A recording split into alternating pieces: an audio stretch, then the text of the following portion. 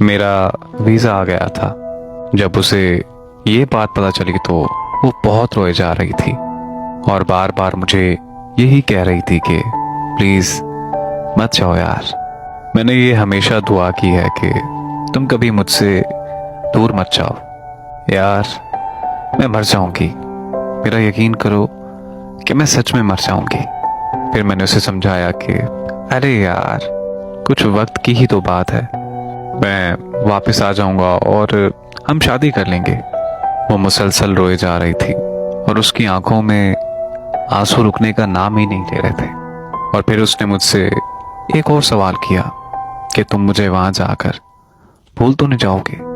मैंने उसके सर पे हाथ रखा और उसे ये कसम दी कि मैं जिंदगी की आखिरी सांस तक तुम्हारा रहूंगा। मेरा ये वादा है तुमसे।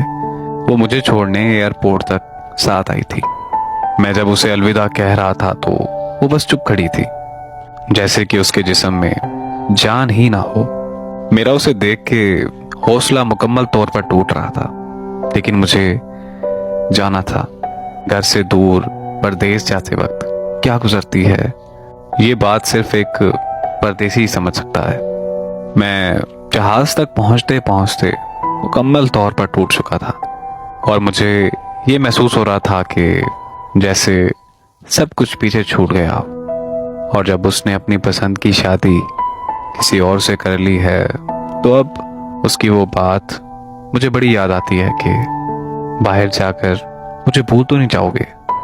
और फिर वो बात के दुआ करती हूँ कि अगर तुमसे दूर जाऊं तो मर जाऊं। तो अब मैं ये सोचता हूँ कि मैं किसी और से शादी कर लूं। और फिर उसकी दी हुई कसम याद आ जाती है कि मैं जिंदगी की आखिरी सांस तक तुम्हारा रहूंगा।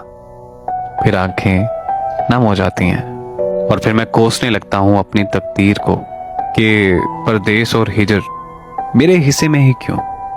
परदेश की कैद और हिजर की तन्हाई मुझे हर रोज रुलाती है। मेरी कैद तन्हाई अब हर रोज मुझसे ये कहती है कि मैंने तुम्हारी जान लेनी है। और फिर एक दिन मैंने ये बात मान लेनी है।